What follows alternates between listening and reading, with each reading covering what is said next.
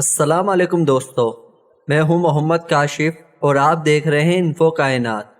دوستو، ہمیں اکثر ایسے واقعات سننے کو ملتے رہتے ہیں جن میں کوئی مشہور شخصیت دین اسلام سے متاثر ہو کر اسلام قبول کر لیتے ہیں اور اپنی زندگی کو اسی اصولوں کے مطابق ڈھالنے کی کوشش کرتے ہیں۔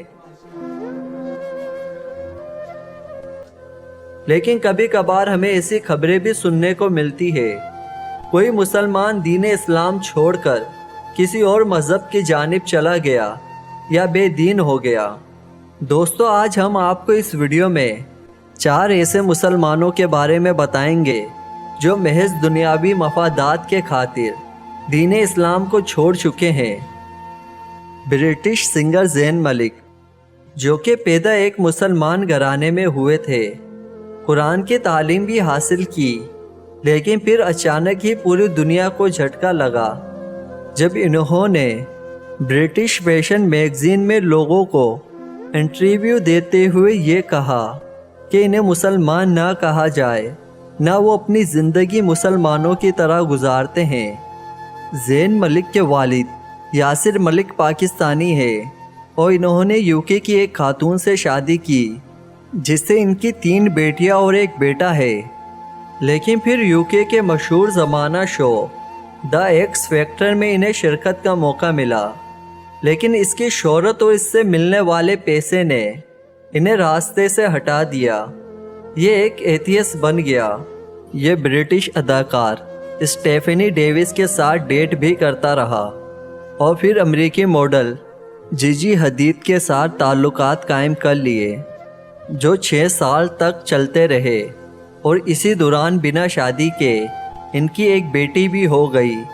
تاہم ان کی ذہنی حالت کی وجہ سے ان کی گرل فرینڈ جیجی حدید نے ان کے خلاف تشدد کے مقدمات دائر کر دیے اور ان کو 1 سال کی سزا بھی ہوئی۔ فاطمہ ثنا شیخ، دوستو، عامر خان کی مشہور زمانہ فلم دنگل میں وومن ریسلر کا کردار نبھانے والی فاطمہ ثنا نے اس فلم میں آنے کی وجہ سے شہرت کی بلندیوں تک پہنچ گئی۔ فاطمہ ثنا 11 جنوری 1992 بھارتی شہر ممبئی میں پیدا ہوئی۔ ان کی والدہ کشمیری مسلمان خاتون تھی، جبکہ ان کے والد ایک کشمیری ہندو تھے۔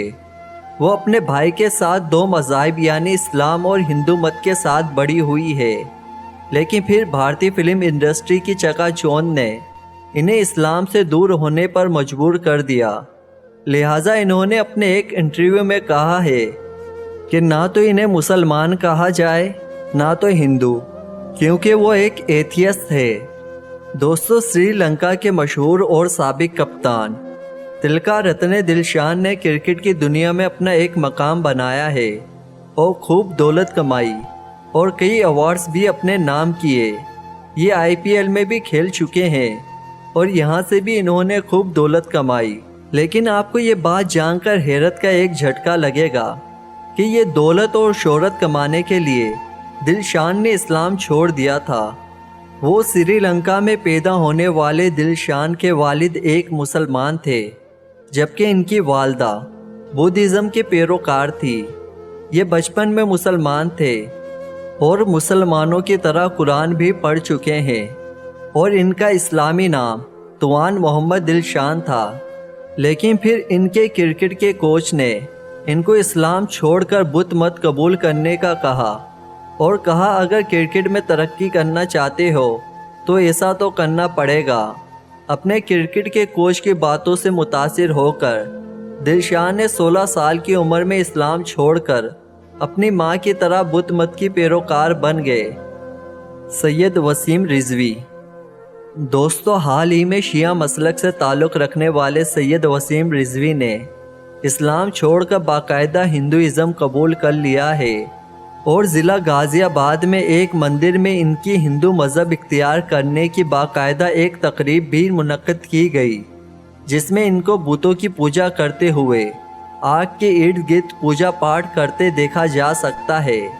بھارت میں شیعہ سینٹرل وقف بورڈ کے چیئرمین کا عہدہ سنبھالنے والے سید وسیم رضوی نے اس وقت مسلمانوں کی دل آزاری کی جب بھارت میں سپریم کورٹ میں قرآن کی 26 آیات کو نکالنے کی درخواست بھی دی، نعوذ باللہ، اور پھر ایک گستاخانہ کتاب بھی لکھی جس میں مسلمانوں، قرآن اور اسلامی شخصیات کی توہین کی گئی۔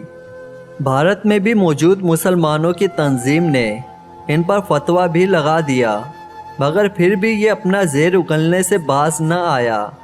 بھارت کے مسلمانوں نے اس ملعون کے خلاف کئی مقدمات بھی درج کرائے، لیکن ایسا لگتا ہے جیسے مودی اور سرکار کی کافی حمایت حاصل ہے اور اس کے شیطانی آقا اسے مسلمانوں کے خلاف استعمال کر رہے ہیں۔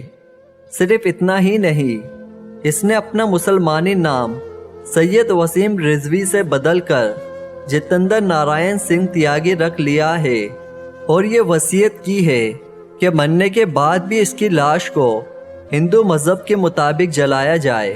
امید کرتا ہوں کہ آپ کو یہ میری ویڈیو پسند آئی ہوگی، تو پلیز اس ویڈیو کو لائک کریں، اپنے دوستوں میں شیئر کریں اور میرے چینل کو سبسکرائب کریں۔